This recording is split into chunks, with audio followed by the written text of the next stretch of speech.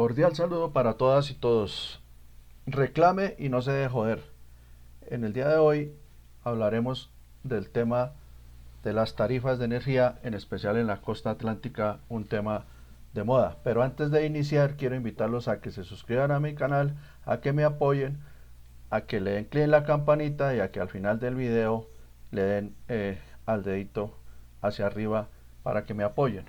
Entonces vamos a iniciar con el tema de las tarifas, pero para hablar de este tema es necesario recordar un poco la historia, que hay veces a los colombianos se nos olvida.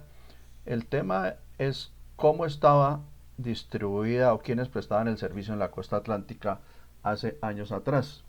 Pues bien, eh, en la costa atlántica el servicio era prestado por Corelca, quien era la empresa rectora, manejaba la generación y la transmisión, y era dueño de Termoguajira, de Termobarranquilla y Termocartagena.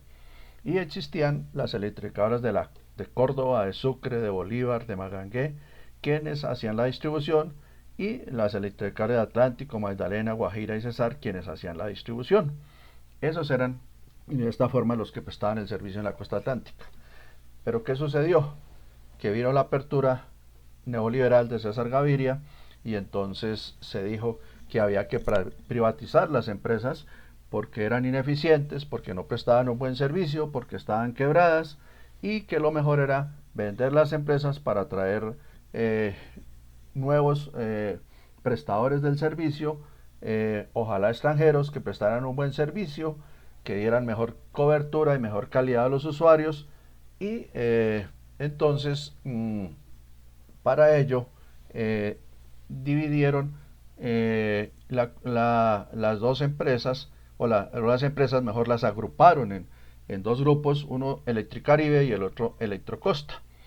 Entonces en Córdoba, Sucre, Magangué y Bolívar fueron agrupados en Electricaribe, Atlántico, Magdalena, Guajira y Cesar fueron en Electrocosta, agrupados en Electrocosta. Para el año 1996 viene la privatización de Termobarranquilla. Fue el primer proceso de privatización que se dio en la costa. Termobarranquilla es vendido a una empresa gringa en Houston, y allí de esta forma inicia el proceso de privatización, lo que hoy se denomina como TETSA, después de la privatización. Hoy ya no está en manos de los gringos, está en manos de otros empresarios, y arranca entonces la privatización de esta forma. Houston Electric adquiere el 65% en el año 98, y Corelca las electrificadoras quedan con el 35% de estas empresas de Electricaribe y Electrocosta, y empieza entonces a operar. Posteriormente, en el año 2000, venden Electricaribe y Electrocosta a Unión Fenosa, y Unión Fenosa queda dueña del 85% y el 15% de los departamentos y del gobierno nacional. Y en el año 2007 agrupan a Electricaribe y Electrocosta, lo agrupan en una sola y pasa a ser Electricaribe en el año 2007. Esto, según ellos, para prestar un buen servicio, para mejorar las instalaciones eléctricas, para mejorar las redes de distribución, para mejorar las subestaciones, para que los usuarios pudieran tener un servicio de buena calidad, porque iban a hacer inversiones y de esta forma se mejoraría el servicio que según ellos no se había prestado antes. Y vamos a ver si esto es cierto o no es cierto. Pero ¿qué sucede en estos años? Todos estos años, hasta llegar al 2015 y el 2016, nunca sucedió esto, nunca hubo las inversiones, nunca se mejoraron las condiciones de prestación del servicio a los usuarios, y entonces entre los años 2015 y 2016 se presentaron fuertes protestas de los usuarios por el mal servicio, por cortes injustificados de energía, por los altos costos de las tarifas. En noviembre del 2016, como consecuencia de esto, Electricaribe es intervenida por el gobierno nacional, y después de unas fallidas negociaciones con Unión Fenosa, en marzo del 2017, la Superintendencia de Servicios Públicos ordena la liquidación de Electricaribe. No pudieron llegar a ningún acuerdo. ¿Qué ¿Qué servicios prestaba? ¿Dónde prestaba mejor el servicio? El servicio lo prestaba en 188 municipios de 7 departamentos. Nunca hubo inversiones en nuevas subestaciones o mejorar las existentes, nunca hubo inversiones en las redes de distribución, la red era una red radial que se alimentaba desde un solo extremo, eso significa que cuando había fallas del servicio de energía en algún punto, salía la red en su gran mayoría porque no había alimentación a la red por otra parte donde pudiera simplemente suspender la parte donde había el daño si no se afectaban partes que no tenían daño. Luego el servicio nunca fue lo que le prometieron a los usuarios con la venta de las empresas, que iba a ser la panacea, que iba a traer mejores servicios a los usuarios, y nunca sucedió esto.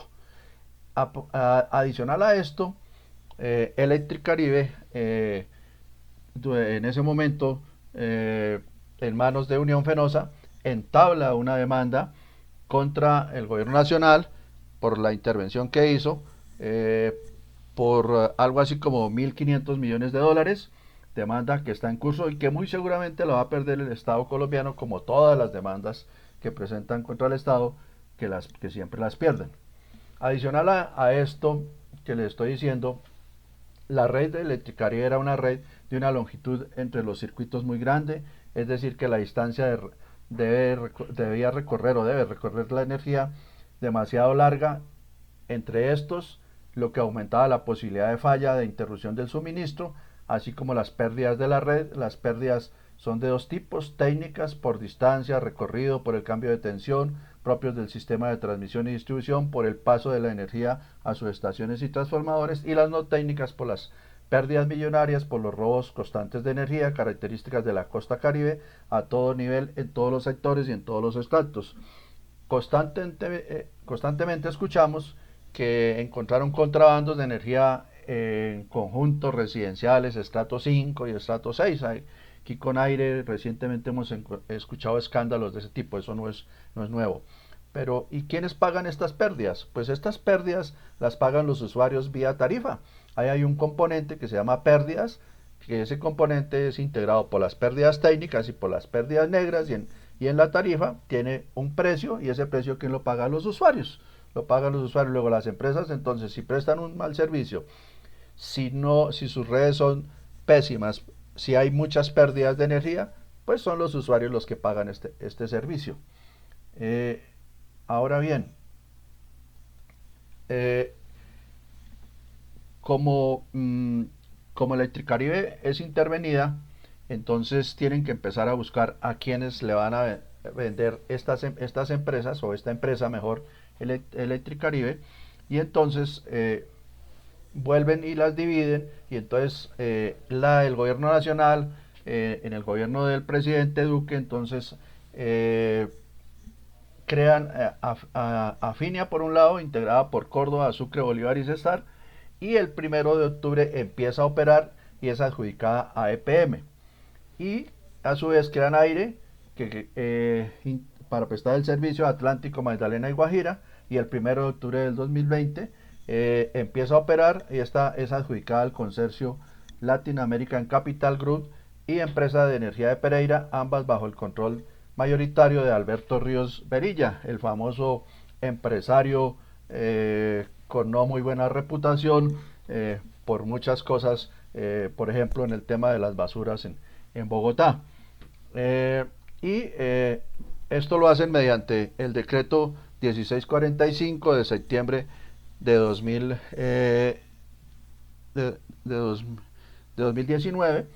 Este decreto fue demandado por empresarios, por una unión de usuarios que se creó en la costa, y es demandado este decreto, demanda que ya fue aceptada en el Consejo de Estado y que está en curso por la forma como adjudicaron esta prestación del servicio a estas empresas, a Afinia y Aire, como fueron creadas, porque pues al parecer hay muchas irregularidades, como siempre sucede en estos casos, pero según el gobierno Duque era la panacea, iba a solucionar toda esta situación. Ahora bien, ¿qué sucedió?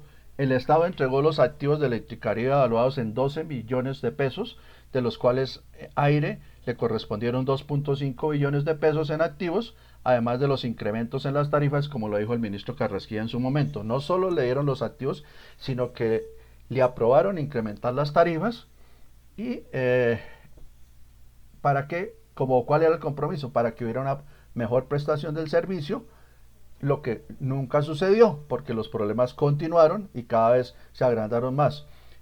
En noviembre del 2020, la Superintendencia de Servicios Públicos le aprobó un crédito por 1 billón de pesos para aire.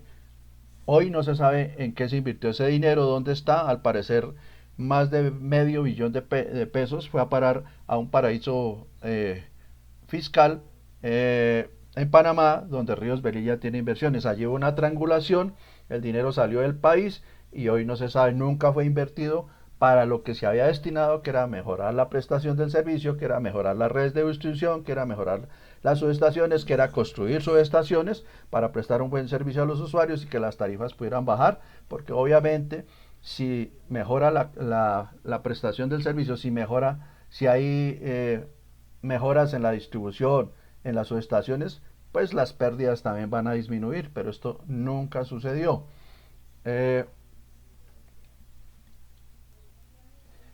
Ahora, adicional a esto, una cosa que nunca supieron los usuarios es que en el artículo 318 de la ley 1955 del 2018, régimen transitorio especial para asegurar la sostenibilidad de la prestación eficiente del servicio, con el fin de asegurar, miren lo que dice esto, con el fin de asegurar la prestación eficiente y sostenible del servicio público domiciliario de energía eléctrica en la costa Caribe, teniendo en cuenta el estado de Electricaribe S.A.S.P. al momento de su intervención, autorízase al gobierno nacional para establecer un régimen transitorio especial en materia tarifaria para las actividades de distribución y comercialización del actual mercado de la Electrificadora del Caribe S.A.S.P. o las empresas derivadas de electrificadoras del Caribe S.A.E.S.P., que se constituyen en el marco del proceso de toma de posesión de esta sociedad para las regiones en las que presta el servicio público. Para estos efectos, los límites en la participación de la actividad de comercialización de energía eléctrica podrán ser superiores hasta en 10 puntos porcentuales adicionales al límite regulatorio corriente. ¿Qué significa esto? Que junto con la entrega de las empresas aprobaron una tarifa especial transitoria por espacio de 5 años, pero esto nunca se lo dijeron a la gente. O sea que la CRED aprueba una tarifa para las empresas, cada empresa le presenta a la CRED unas tarifas para que se las apruebe y hay un marco regulatorio. Sobre este marco regulatorio, estas empresas podían subir 10 puntos por encima de lo que fuera el marco regulatorio aprobado por la CRED. Esto ya lo había hecho anteriormente, que lo había hecho Carrasquilla, y aquí lo hicieron, y obvio, esto quedó callado, nunca los usuarios se enteraron de esta situación. Por eso el tema de las tarifas muy altas, y hoy entonces encontramos que muchos de los senadores que hoy se rasgan las vestiduras y que dicen que las tarifas en la costa atlántica deben bajar, fueron los que aprobaron esta situación. ¿O acaso el presidente del Congreso de la República hoy en día no estaba como congresista en esos momentos? ¿Y acaso no fue uno de los que votó por esta ley? Y hoy son los que se rasgan las vestiduras, que se deben bajar las tarifas, que los usuarios están siendo atropellados, y fueron ellos los que aprobaron esta situación. Así es como actúan contra el pueblo. El gobierno dio concepto favorable, este gobierno dio concepto favorable ante la Comisión de Regulación de Energía y Gas, la CRED, para la intervención de la empresa Aire, operador del servicio de energía eléctrica en los departamentos de Atlántico, La Guajira y Magdalena, por los múltiples problemas que hay en la prestación del servicio y por la deuda que en este momento tiene. La empresa también solicitó la intervención del gobierno nacional para solucionar su crítica situación financiera, que asciende a más de 1.8 billones de pesos, y confirmó que mantiene conversaciones para evitar la suspensión del servicio. Obviamente la superintendencia interviene, pero el servicio se tiene que seguir prestando, y el acuerdo que han hecho es que intervienen por un año la empresa, y de acuerdo cómo siga, pues aumentarán la intervención o simplemente terminará en un año. Y aquí nos preguntamos, ¿y qué pasó con el billón de pesos que le habían otorgado en préstamo a aire cuando en su momento entró en servicio. ¿Dónde está? Desapareció, lo triangularon. Y claro, hay unas deudas de 1.8 billones de pesos, además de que nunca hubo las inversiones que se comprometieron con este dinero y con la entrega de los activos. Sucedió lo mismo que había sucedido antes con Electricaribe. Tampoco nunca hubo las inversiones, nunca hubo lo que le prometieron. El ministro de Minas, este ministro de Minas del actual gobierno, aseguró en el debate de control político en la Comisión de Estado del Senado que en la CRED hemos dado concepto favorable a nivel de la intervención de aire porque es una decisión de este gobierno y es nuestra responsabilidad garantizar la prestación del servicio. No vamos a permitir que el mercado siga apoderándose de los derechos de la gente y es parte de lo que vamos a hacer. Pues bien, con la intervención que en este momento ha hecho el gobierno nacional, se supone que va a responder o tiene que responder por esas deudas que hay con la intervención y obviamente esto tiene que significar que las tarifas bajen. El gobierno ha dicho que las tarifas estarán bajando en un 35% aproximadamente, lo cual obviamente va a redundar en beneficio de los usuarios.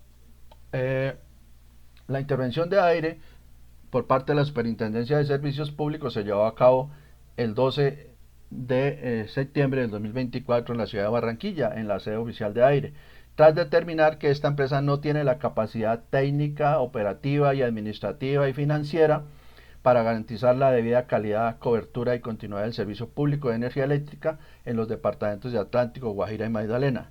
En la diligencia tomó posesión como agente interventor de aire el ingeniero eléctrico Carlos Arturo Diago Abello. Habían dicho, el gobierno de Duque dijo que con la creación de estas dos empresas y en especial aire, se iban a solucionar todos estos problemas, que no iban a haber más problemas y que solucionado definitivamente y que por eso le entregaban los activos y que por eso le daban este préstamo de un billón de pesos para hacer el mejoramiento y para poder prestar un mejor servicio, lo cual nunca sucedió. Aparte de eso le aumentaron las tarifas y lo hicieron en forma callada porque los usuarios ni nadie sabía que en esta ley habían aprobado ese aumento de tarifas especiales, lo cual se aprobó en un régimen transitorio por 5 años. Ahora bien, hay que hacer una aclaración que el decreto 1645 es del año 2018, el que fue demandado por los usuarios y que la demanda fue aceptada por el Consejo de Estado y que está en curso. Ahora miremos el comportamiento de las tarifas de energía en la costa. Comportamiento de las tarifas durante el año 2024 en Afinia y en aire. Tarifas de aire, enero 1165,56, febrero 1164,92, marzo 1211,29, abril 1172,07, mayo 1185,60, junio 1136,15, julio 1122,67, agosto 1072,78. Se espera pues que las tarifas en septiembre y en octubre y en lo que resta del año van a bajar, tienen que bajar considerablemente a raíz de la intervención. Las tarifas en Afinia, en enero 1061,09, en febrero 1071,09, en marzo 1095,64, en abril 1118,53, en mayo 1128,36, en junio 1078,25, en julio 1122,04 y en agosto 1007,07. Esto si lo comparamos con algunas empresas del interior, vamos a darnos cuenta, a ver que el kilovatio estaba aproximadamente como en 907 pesos, si mal no estoy en él, mientras que allí en 1100 y pico, o sea, tenemos una diferencia de 265, 264 pesos el kilovatio en la costa frente a las empresas del centro del país. Esto pues obviamente se refleja y es muy escandaloso en la costa porque obviamente no es lo mismo el consumo de energía en el centro del país que en la costa por el tema de las altas temperaturas, lo cual obviamente el consumo es mayor en todos los hogares. Ahora bien, para terminar, quiero entonces dejar la reflexión. ¿Era buena entonces la privatización? Todo lo que se dijo y se prometió que con la privatización se iba a solucionar, ¿se dio? que se iban a mejorar las tarifas para los usuarios, que se iban a mejorar las redes de distribución, que se iban a construir subestaciones, que se iban a mejorar las subestaciones que estaban, que se iban a bajar las pérdidas y que de esta forma se prestaba para un mejor servicio a los usuarios. Y nada de eso sucedió. Adicionalmente que con los dineros que de las ventas se iban a hacer actividades sociales, se iban a reinvertir en actividades sociales hacia la comunidad, hacia el pueblo. ¿Y qué de esto sucedió? Nada de eso sucedió. Ninguna de las cosas que le dijeron al pueblo sucedió. Luego entonces la privatización no es como ellos la manejaban. Porque adicionalmente estas empresas son empresas privadas. La empresa privada no tiene corazón. Cosa diferente si lo maneja el Estado, porque el Estado puede manejar sus tarifas. Aquí no. Aquí lo único que les importaba era la ganancia y por eso nunca invirtieron, nunca hicieron una sola inversión. Se desaparecieron dineros y nunca se supo a dónde fueron a parar. Eso es lo que nos deja esta situación, o nos dejó la situación de la privatización en la costa, y que hoy, gracias a la intervención del gobierno nacional, deberá bajar. Y la segunda reflexión que nos da esto es que es necesario la modificación de la ley 142 de 1994 de servicios públicos. Primero, porque es una ley del año 1994 y que hoy en la forma como se presta el servicio hay muchas cosas que han cambiado, se debe mejorar, pero adicionalmente porque no es solo el problema de las tarifas. Aparte de eso hay los grandes abusos que cometen las empresas todos los días contra los usuarios y el usuario casi que está en defensa ante esta situación, ante estos abusos. En muchos casos lo roban al usuario, como ya lo he dicho en otros videos, es que lo roban de frente, de frente. Si el usuario no sabe cómo reclamar, lo robaron. Cuando vaya a reclamar ya se ha vencido los términos de reclamación, lo embolatan, en fin, todos los días ellos inventan cosas violentando la ley, violentando el debido proceso y obviamente abusando de la posición dominante de las empresas y en contra de los usuarios. Por eso se requiere también urgente una modificación a la ley 142 del 94. Esto era lo que les quería comentar en el día de hoy. Hay otros temas que tengo ahí represados que trataré de hacerlos en próximos videos sobre cómo es que abusan las empresas, aunque ya lo he venido diciendo, pero hay cosas nuevas que se vienen presentando que se desconocen. Bueno, cordial saludo para todas y todos, espero me apoyen, espero les guste el video y buen día para todas y todos.